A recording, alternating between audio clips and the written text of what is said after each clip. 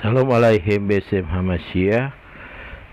Selamat berjumpa kembali dengan kodrat ilahi dan salam sehat selalu, dan kiranya kita semua dalam perlindungan Tuhan Yang Maha Esa. Hari ini saya ingin membicarakan tentang penulis dalam perjanjian baru.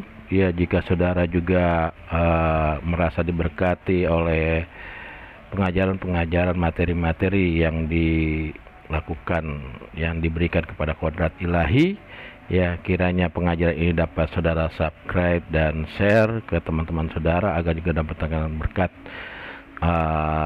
tentang pengajaran yang ada. Dan begitu juga jika saudara rindu untuk terus memberkati tentang pelayanan ini, saudara bisa melihat di deskripsi kami untuk memberkati tentang pelayanan dan perkembangan pelayanan penginjilan. Ya, hari ini saya ingin membagikan tentang siapakah tokoh penulis dari perjanjian baru. Yang pertama, tentang tokoh siapakah Matius yang ada. Ya, kita lihat di dalam kitab Matius pasal 10 ayat 1 sampai 4. Dikatakan, maka Yesus memanggil ke-12 muridnya, lalu diberinya kuasa kepada mereka itu atas segala setan, akan membuangkan dia dan menyembuhkan segala penyakit dan melenyapkan segala aib tubuh orang. Ayat 2, maka inilah nama-nama ke-12 rasul. Yang pertama, Simon yang disebut Petrus dan Andreas saudaranya, dan Yakub anak Zabdi, dan Yahya saudara Yakub, dan Filipus, dan Bartolomeus, dan Thomas, dan Matius pemungut cukai itu, dan Yakub anak Alfius dan Tadius, dan Simon orang Kanani, dan Yudas Iskariot, yaitu yang menyerahkan Yesus. Ya, di ayat ketiga dikatakan di sini ada Matius sang pemungut cukai. Nah, Matius adalah salah satu yang hidup pada masa Yesus ada. Ya, Yesus masih ada di bumi ini. Ialah adalah rasul, termasuk rasul yang ke-12 rasul tersebut yang diutus oleh Yesus. Jadi Matius adalah salah satu daripada 12 rasul. Lalu kita lihat siapakah Markus. Kita lihat tulisan daripada Petrus, 1 Petrus 5 ayat 13. Salam kepada kamu sekalian dari kawanmu yang terpilih yang di Babylon, dan juga dari Markus anakku. Jadi Markus adalah anak rohani daripada Rasul Petrus. Rasul Petrus adalah saksi mata semasa Yesus ada di bumi ini, dan Rasul Petrus adalah ketua daripada uskup daripada 12 rasul. Dari ketua daripada 12 rasul adalah Rasul Petrus itu sendiri. Ya. Lalu berikutnya siapakah Lukas? Kita lihat di dalam Lukas 1 ayat yang kedua, seperti yang disampaikan kepada kita oleh mereka yang dari semula adalah saksi mata dari pelayanan firman. Lukas telah mendengar langsung dari mereka, para rasul dari semua, ya, dan saksi mata dan pelayanan firman.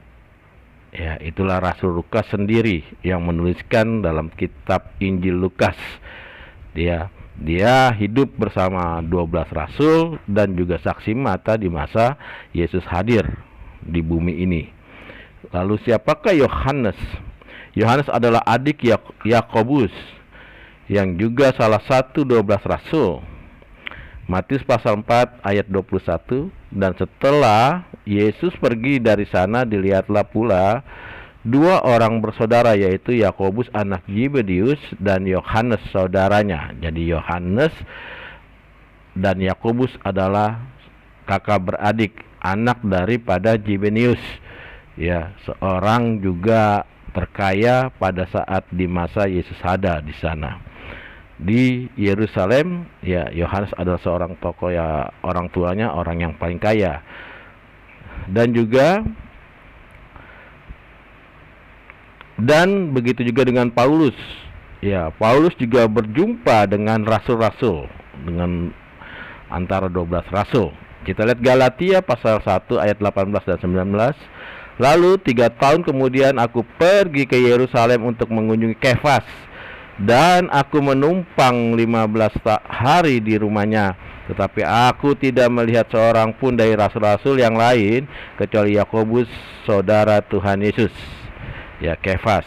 Ya, inilah Paulus pada saat itu juga berjumpa. Galatia pasal 2 ayat 1 sampai 9. Kemudian setelah lewat 14 tahun aku pergi pula ke Yerusalem dengan Barnabas, dan Titus pun kubawa juga.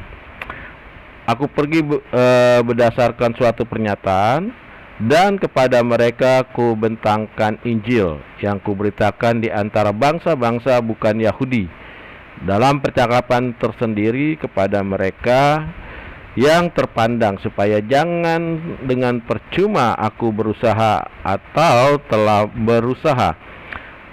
Tetapi kedati pun Titus yang bersama-sama dengan aku adalah seorang Yunani, namun ia tidak dipaksa untuk menyunatkan dirinya. Namun ada desakan dari saudara-saudara palsu yang menyusup masuk, yaitu mereka yang menyelundup ke dalam untuk menghadang kebebasan kita yang kita miliki di dalam Kristus Yesus, supaya dengan jalan itu mereka dapat memperhambakan kita. Tetapi sesaat pun kami tidak mau mundur dan tunduk kepada mereka, agar kebenaran Injil dapat tinggal tetap pada kamu. Dan mengenal mereka dianggap terpandang itu. Bagaimana kedudukan mereka dahulu, itu tidak penting bagiku, sebab Allah tidak memandang muka. Bagaimanapun juga mereka yang terpandang itu tidak memaksakan sesuatu yang lain kepadaku, tetapi sebaliknya, setelah mereka melihat bahwa kepadaku telah dipercayai pemberitaan Injil untuk orang-orang tak bersunat, sama seperti kepada Petrus untuk orang-orang bersunat, karena ia telah memberikan kekuatan kepada Petrus untuk menjadi rasul bagi orang-orang yang bersunat. Ia juga yang telah memberikan kekuatan kepadaku untuk orang-orang yang tidak bersunat. Dan setelah melihat kasih karunia yang dianugerahkan kepadaku, maka Yakobus, Kefas, dan Yohanes yang dipandang sebagai soko guru jemaat berjabat tangan dengan aku dan Barnabas sebagai tanda persekutuan, supaya kami pergi kepada orang-orang yang tidak bersunat dan mereka orang-orang yang bersunat. Jadi di sini Paulus berjumpa dengan Yakobus, dengan Yohanes, dengan Petrus, ya, dalam pelayanan. Pada saat itulah ada orang-orang Yahudi yang percaya Yesus tetapi masih memegang teguh dengan kebudayaan Yahudi. Nah, pada saat itulah ada perdamaian antara pelayanan Paulus dan para rasul pada saat itu, ya. Yang saya tekankan pada saat ini ialah Paulus berjumpa dengan 12 rasul. Itu artinya Paulus juga diurapi menjadi rasul daripada ke-12 murid, ya. Dan kita tahu banyak saudara-saudara kita di luar sana yang menentang tentang pelayanan Paulus, menyangka bahwa Pauluslah yang membuat ajaran kekristenan. Ya, ternyata tidak. Ajaran kekristenan itu adalah ajaran yang berantai, ya, dari Yohanes, dari zaman kitab Tanak ke Yesus, ke 12 rasul dan 70 rasul, dan sampailah kepada Paulus.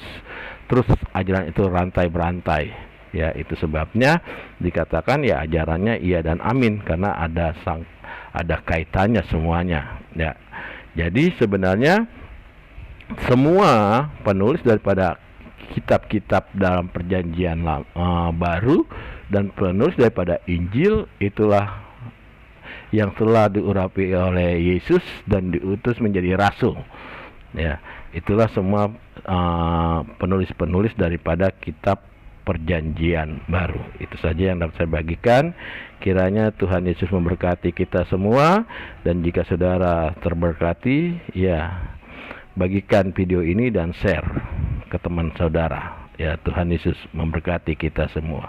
Amin.